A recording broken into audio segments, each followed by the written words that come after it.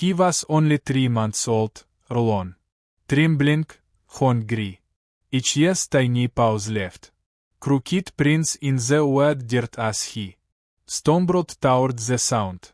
A rosral, a scent, a presence. She was watching him. From the shadows, still silent, barely breathing. 6 weeks old, but already sharp. A young bobcat with white emperor. Eyes and a heartbeat that pulsed with instinct. And yet when he saw her, he didn't freeze. He didn't bark. He crawled forward, belly to the ground. Ears tucked flat. He thought she was each year's mother. He pressed each year's face into the cold metal of her crate. She didn't move. For a second, time held its breath. Then she let out the softest sound, a chuff, almost inaudible. Not a growl, not a hiss, something else. And he laid down right there against the steel bars, curling into her shadow like he belonged there. No one expected that. Not the staff, not the volunteers, not even the wildlife officer who had brought them in just hours apart. But in that moment, in that silent exchange between a domestic pup and a wildern predator, something happened, something that defied explanation. And it was only the beginning. The shelter sat on the edge of the forest where the train breathed with wind and the nights were pierced by the cries of unseen creatures. It isn't a place meant for comfort, but it was the only place they had. Mila had been found earlier that morning caroled in a roadside ditch, sucked through from the rain. A man driving to work had spotted him. Just a wet, shaking bundle, barely able to lift its head. No color, no tax, just soft brown fur, ribs you could count, and ace too tired for fear. They brought him in and rugged him in Tauros. He didn't resist. He didn't even whimper. When they tried to feed him, he only nuzzled the ball and lay down beside it as if waiting for someone who wasn't coming back. An hour later, Juniper arrived there. She was different. Not broken, but wild. And wild things don't break the same way. They had pulled her from a wire snare the night before. 4 paws swollen, bleeding, eyes blazing with pain and fury. The trap hadn't taken her life, but it had taken her trust. She had fought every moment since, snapping at since, flinching at voices. They said she was too young to be that angry. But Juniper wasn't angry. She was terrified. They placed her in an isolation crate at the far end of the entire building, covered her crate partially with a shade, gave her space, and left her alone. But Mila found her. He didn't mean to. He had no reason to. They let him stretch Peach's legs just for a few minutes. In the hallway outside the entire room. A quiet stretch of time between the chairs. But he sniffed the air, lifted his feet, and walked straight toward her. No barking, no fear. He sat down outside her crate and stared in, tail curled against each side. Juniper stayed motionless, her body rigid, her breathing shallow. Then she blinked. 1 blink, slow, measured, deliberate, and Mila blinked back. For the next 3 days, they kept returning to each other. not by instruction, not by plan, but by something unspoken. Mila ut wake from each shallow naps. Sniff the air, and quietly press himself against the cool tile floor, inching toward the end of the corridor, where Juniper's creed rested in stillness. At first, the step thought it was coincidence. Then, they tried to distract him with toys, with food, with soft blankets warmed in dryers, but he always wandered back, always settled into the same position, lying flat, nas, tucked under the door frame, facing for Creed, waiting. Juniper no longer flinched when she heard Uchiha's steps. She didn't growl. She didn't hiss. She just watched. Once on the fourth morning, a volunteer appointed for Creed for cleaning. Juniper didn't bolt to the back wall. Like before, she turned for feet not toward the open space, but toward the hallway, toward Mila. The volunteer paused. She's looking for him, she whispered. The realization settled like weight in the room. This isn't ordinary. So they tried something unorthodox, just a moment, just a test. They brought Mila in on a short lead. Slow, gentle, keeping distance. The moment Juniper saw him, for Masros. Coiled, not in fear, not in rage, but in stillness. She said, "Few ye get which ye stale." Uncertain, but hopeful. She let him approach.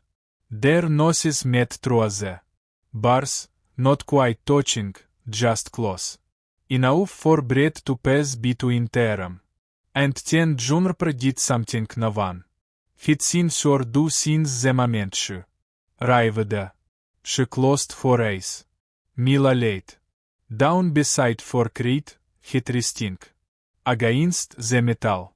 She moved forward just an inch and leaned for small body against the same bars, mirroring him.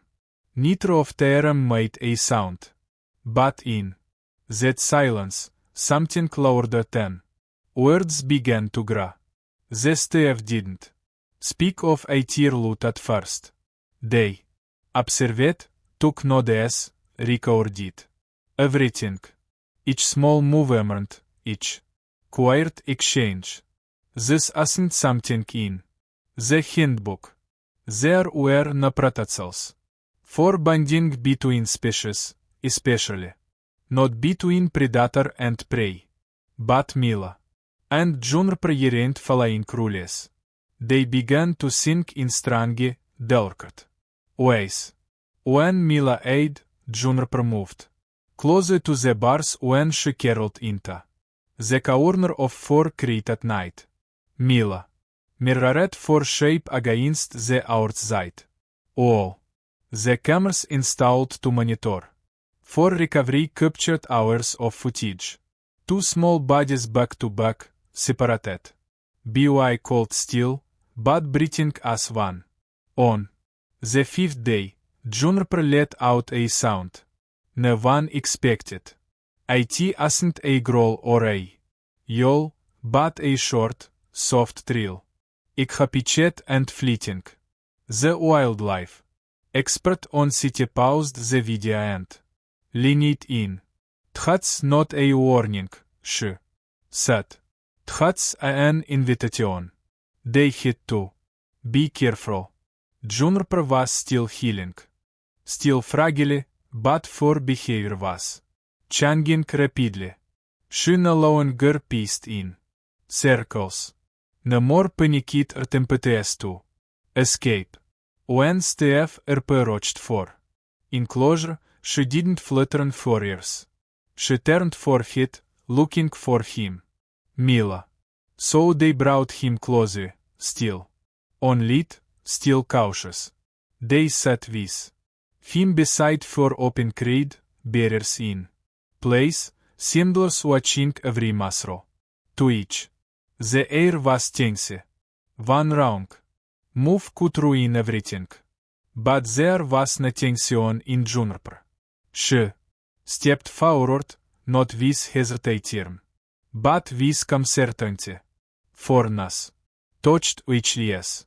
Mila stayed still, tail sweeping once across the floor.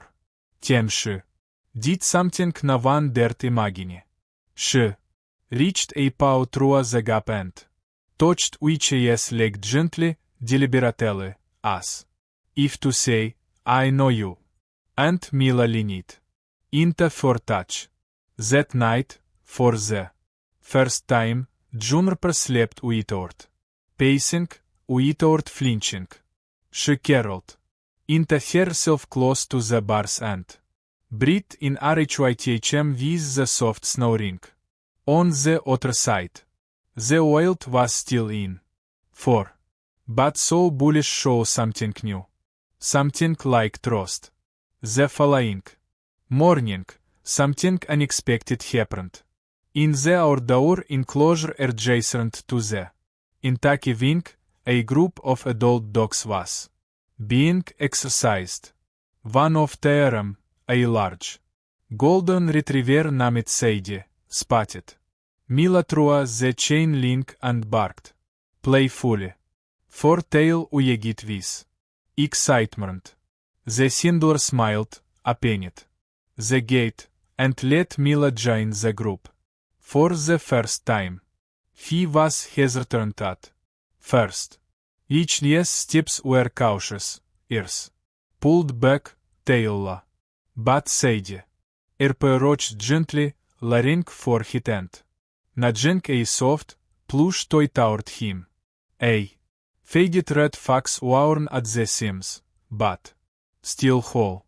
Mila sniffed it, then cautiously picked it up in which yes mouth.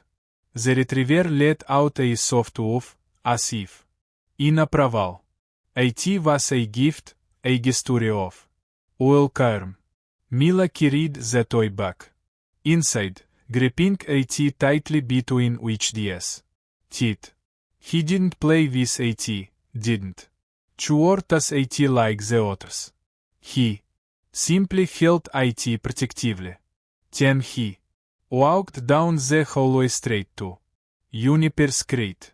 He sat in front of four, placed the plush fox gently on the floor, and pushed it forward with each yes.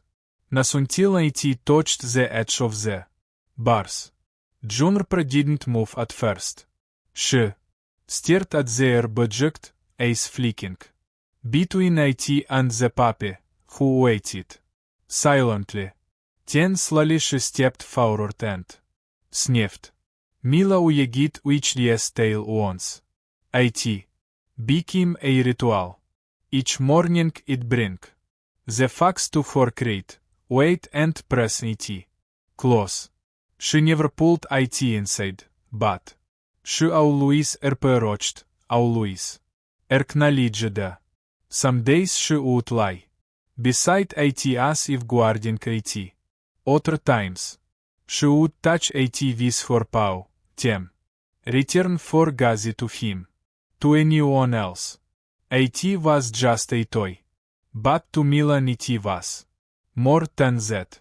It was a piece of each yes trust, each yes belonging, something soft and safe in a world that had once been too cold, too loud. And now he was giving it to her. Not because he had to, because she was the only one who understood what it meant. Juniper's recovery had gone better than anyone expected. For Paul was healing, the swelling gone, the wound closing cleanly.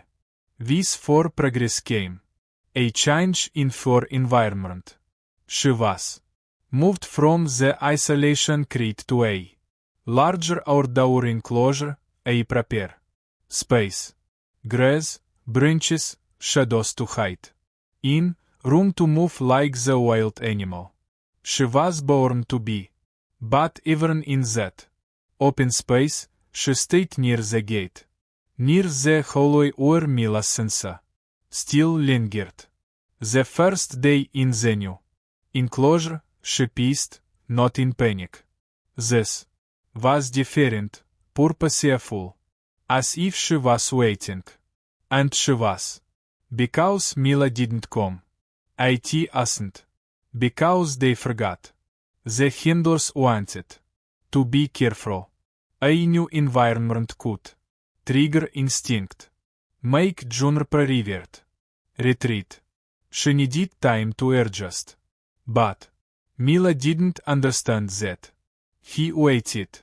By the hollow door, paws pressed to the frame, ears forward, tail still. The plush fox lay beside him, untouched. When they finally brought him out to for enclosure, he didn't bark. He didn't pull on the leash. He simply walked straight through the gate, straight to for. Juniper stood frozen for a breathless second. Then she stepped forward, ears up, posture alert, but come. Not a warning, a greeting. They met in the center of the space. Нас. Танце, на barrier, на metal, just air. The handlers held their breath. Juniper circled him once, brushing her shoulder against each side. Mila didn't flinch. He let her move, let her examine, let her lead. Then, gently, he dropped the toy between their arm. She leaned for hit and sniffed at. Then, so delicately it was almost missed, placed a power cross it. They both lay down together, and for the first time, Mila didn't press himself against a wall or door to be near. For he didn't have to. She was there, out in the open with him, and the wild round terrain grew quiet. Word of their band began to spread. Staff members who fit worked in wildlife rehabilitation. 4 years came to watch terrain quietly, respectfully. No one interfered. No one gave comments. They just observed. Because what they were witnessing wasn't training. It wasn't conditioning. It was something far more fragile and far more real. Juniper began to change. She no longer fit in the corners of the enclosure. She climbed the branches, stretched out in the sun. Willard even chased leaves when the wind carried them just right. But she always did it near Mila. He followed for with steady ace. And when she rested, he came to her side and lay each hit across four front paws. She lowered it, not as a tolerance, but as a choice. Then came the day the decision had to be made. The rehab center that had taken Juniper in was a temporary facility. For case had always been listed for transfer to a dedicated wildlife release center across the state, a place where she would be returned to the wild.